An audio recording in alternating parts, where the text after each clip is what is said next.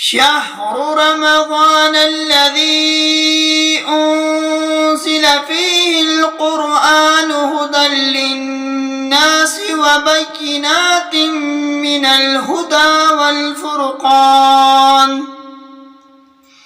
فمن شهد منكم الشهر فليصم ومن كان مريضا أو على سفر فعدة من أيام أخر يريد الله بكم اليسر ولا يريد بكم العسر ولتكملوا العدة ولتكبروا الله على ما هداكم ولعلكم تشكرون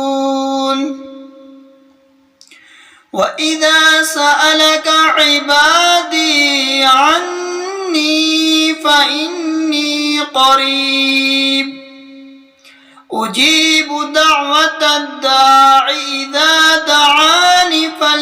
فليستجيبوا لي وليؤمنوا بي لعلهم يرشدون